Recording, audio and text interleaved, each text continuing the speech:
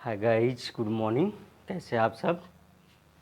आज स्टडी करेंगे हम लोग क्लास 12 के बायोलॉजी के अंतर्गत चैप्टर 2 के बारे में, जिसमें आप लोग पढ़े हैं अब तक कि माइक्रोस्पोरोजेनेसिस क्या होता है, मेगास्पोरोजेनेसिस क्या होता है, और आप लोगों ने पढ़ा है कि पॉलिनेशन क्या होता है।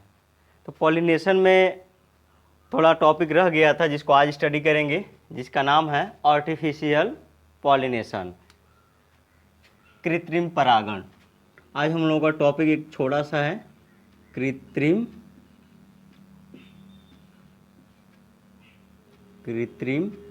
परागण।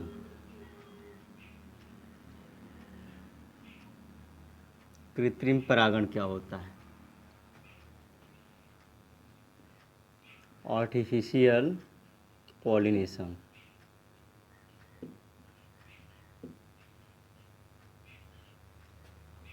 आर्टिफिशियल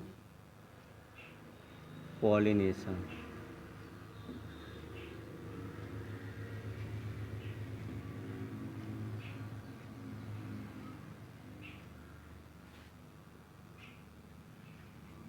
देखेंगे स्टूडेंट्स। आर्टिफिशियल पॉलिनेशन में आपको क्या पढ़ना है और कैसे होता है।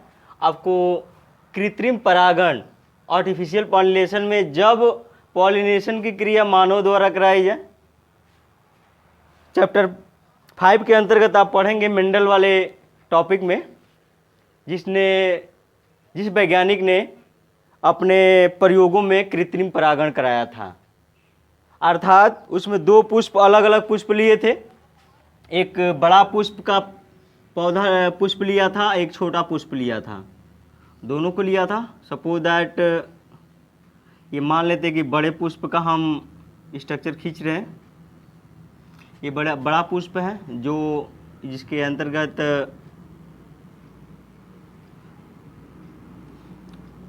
ये बड़ा पुष्प हो गया, बड़े पौधे का पुष्प हो गया।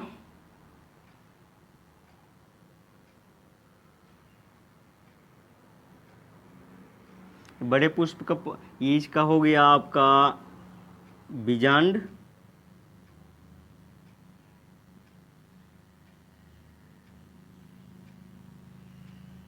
ये बीजांड हो गया। ये इसके नर भाग हो गए।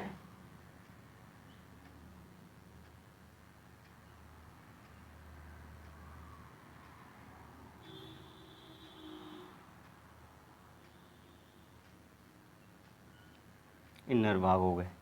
ये हो गया लंबे पौधे का पुष्प, लंबे पौधे का पुष्प। एक बौने पौधे का पुष्प बना लेते हैं।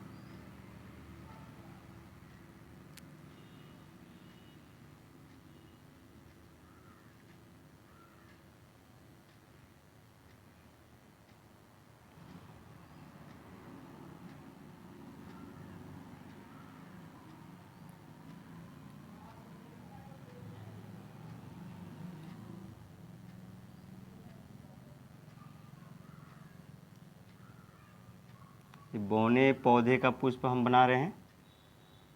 आप लोग चित्र ध्यान से देखते चलेंगे।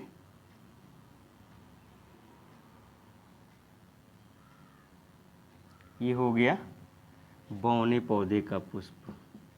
बौने मतलब छोटा पौधा, पौधे का पुष्प। ये इसके बीजांड हो गए।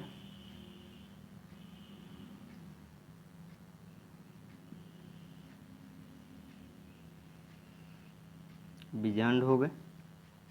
ये नर भाग हो गए।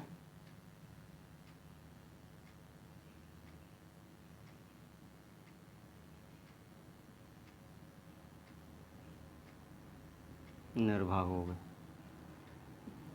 ये हो गए आपका एंड्रोसियम।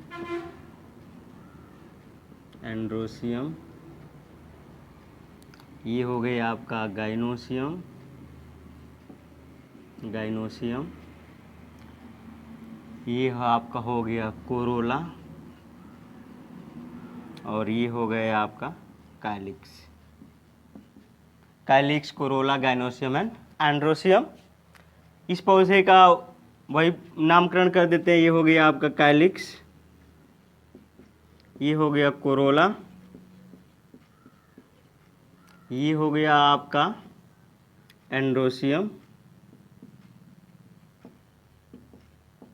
एंड्रोसियम, और ये हो गया आपका गाइनोसियम, गाइनोसियम। तो आप लोगों ने देखा, दो पुष्प लिए हैं, एक लंबे पौधे का पुष्प है, एक बौने पौधे का पुष्प है।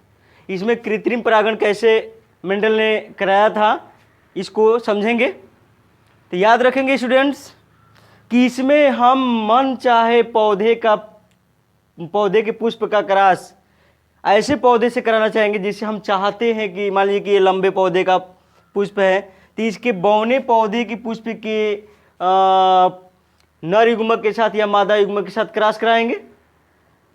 यदि इसका मादा युग्मक ले रहे तो इसका नर युग्मक लेंगे, यदि इसका नर युग्मक ले रहे तो इसका मादा युग्मक लेंगे। इसके लिए क्या किया जाता है कि दो विधियां अपनाई जाती हैं। कृत्रिम परागण में दो विधियां अपनाई जाती है, जिसका नाम है, पहला है विपुंसन। दो विधियों में पहला है विधि जिसको विपुंसन कहते हैं, विपुंसन, जिसको इमैस्कुलेशन कहते हैं इंग्लिश में, इमैस्कुलेशन, इमैस्कुलेशन। और दूसरा है थैलीकरण, थैलीकरण, जिसको बैगिंग इंग्लिश में कहते हैं, बैगिंग। तो यहाँ पर कृत्रिम परागण में दो विधियां अपनाई जाती हैं, विपुंसन और थैलीकरण। इसमें क्या किया जाता है स्टूडेंट्स कि विपुंसन विधि में ये पुष्प के नर भाग होते हैं, जिसको हम पुंकेसर कहते हैं, यूनिट्स को, ये पुंकेसर है। पुंकेसर को यहाँ से काट कर हटा दिया जाता है। अर्थात विपुंसन में हम क्या करते हैं कि इसके नर भाग को काट कर हटा देंगे तो परागण की क्रिया नहीं हो पाएगी, और जब चाहे तब हम जिससे चाहे उससे परागण की क्रिया मनपसंद परागकणों के साथ करा सकते हैं। जब इसका नर भाग हटा देंगे तो परागण की क्रिया नहीं होगी, अर्थात ये परागकण यहाँ से निकल कर यहाँ नहीं पहुँचेंगे। तो इसके लिए हम क्या करते हैं कि इसके नर भाग को यहाँ से काट कर हटा देते हैं।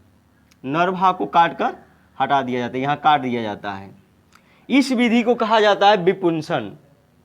तो विपुंसन में आप लोगों ने समझा कि पुष्प के नर भाग को अर्थात पुंकेसर को काट कर पुष्प से हटा दिया जाता है, ताकि उस पुष्प के साथ उसका स्वपरागण न हो पाए। फिर हम जिस पौधे के पुष्प से चाहें उस पौधे की पुष्प से हम परागण की क्रिया करा सकते हैं। अर्थात इसे चाहें तो इसे आप करा सकते हैं। तो याद रखेंगे, विपुंसन में आप नोट कर सकते हैं, लिख सकते हैं इमैस्कुलेशन में कि इस विधि में पुष्प के नर भाग कोष्ठ में लिख सकते हैं पुंकेसर, नर भाग पुंकेसर को पुष्प से काट कर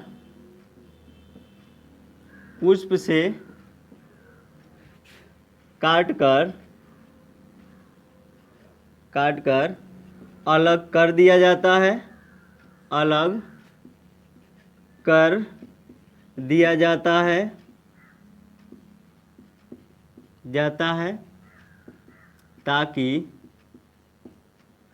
ताकि परागण की क्रिया न हो सके, परागण की क्रिया न हो सके। फिर फिर पुष्प के, जिस पुष्प के या मनपसंद पुष्प के पराग कणों के साथ इसका परागण कराते हैं। फिर जिस पुष्प के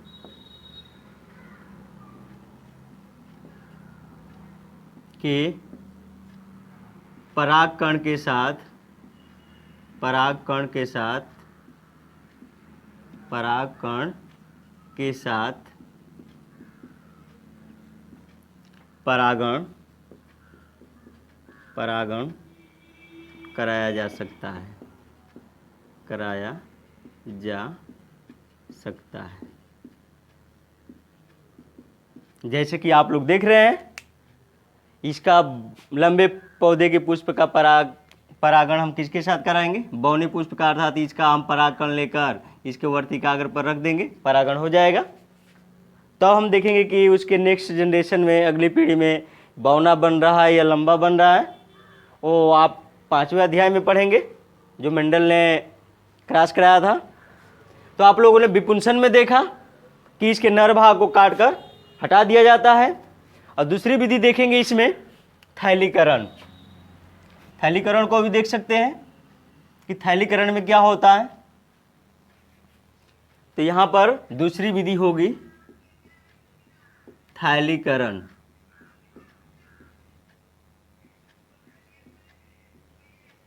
थैलीकरण जिसको हम बैगिंग कहते हैं, इंग्लिश में बैगिंग। बैगिंग में क्या होता है, थैलीकरण में क्या होता है कि पुष्प के मादा भाग के जो जयांग होता है, मादा भाग अर्थात जयांग होता है, उसके वर्तिकाग्र को हम थैलीकरण कर देते हैं, अर्थात उसको हम थैली से बांध देते हैं। इसको क्या कर देते हैं स्टूडेंट्स? थैलीकरण कर देते हैं। ताकि अब थैलीकरण कर देंगे, आप लोग जरा समझेंगे कि जब हम थैलीकरण कर देंगे तो कोई भी परागकण इसके वर्तिकाग्र पर नहीं पहुंच पाएगा, और जब वर्तिकाग्र पर पहुंचेगा ही नहीं तो परागण की क्रिया होगी ही नहीं। फिर हमको जब परागण कराना होगा तो इसको थैलीकरण से इसको क्या कर देंगे? हटा देंगे, और फिर उस पर परागकण लाकर रख देंगे। तो बैगिंग विधि में क्या किया जाता है कि इसके वर्तिकाग्र को, पुष्प के जयांग के वर्तिकाग्र को हम थैलीकरण कर देते हैं, अर्थात थैली से बांध देते हैं। तो आप लोगों ने देखा कि थैलीकरण में, इस विधि में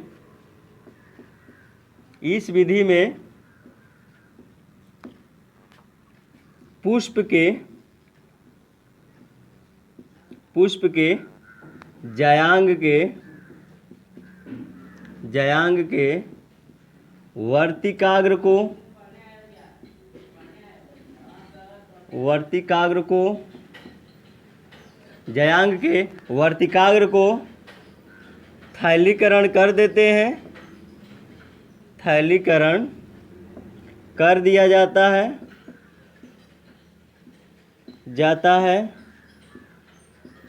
ताकि परागण की क्रिया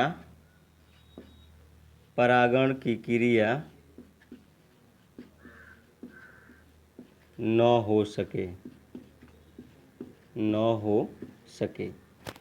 तो आप लोगों ने देखा स्टूडेंट्स कि इस विधि में भी क्या किया जाता है, पुष्प की जो मादा भाग होता है, जयांग होता है, उसके वर्तिकाग्र को थैलीकरण कर दिया, थैली से बांध देते हैं ताकि परागण की क्रिया न हो सके। फिर मन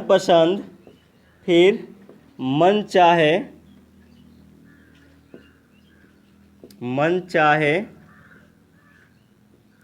परागकण के साथ परागण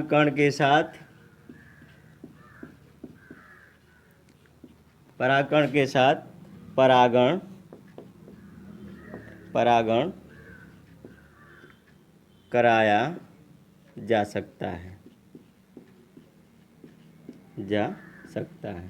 तो आप लोगों ने देखा कि थैलीकरण कर देंगे, फिर परागण की क्रिया कराना होगा तो थैली को फिर क्या कर देंगे?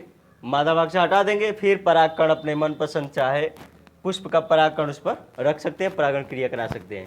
यहाँ पर कृत्रिम परागण में मानव के द्वारा एक क्रियाएं देख रहे हैं, परागण की क्रिया कराया जा रहा है, जिसमें बैगिंग में देखिए आप लोगों ने बैगिंग करना पुष्प के जयांक के वर्तिकाग्र को, और एक आप लोगों ने देखा विपुंसन, जिसमें नर भाग को काट कर हटा दिया जाता है। तो दो विधियां यहाँ पर आप लोगों ने देखा कृत्रिम परागण में, विपुंसन और थैलीकरण। अब आगे की टॉपिक को पढ़ेंगे स्टूडेंट्स, जिसका नाम है निषेचन की घटना। दूसरा हम लोग का हेडिंग चलेगा निषेचन की घटना। तो इसको भी आप लोग ध्यान से पढ़ेंगे। कृत्रिम परागण के बाद हम लोग का आगे का टॉपिक है निषेचन की घटना।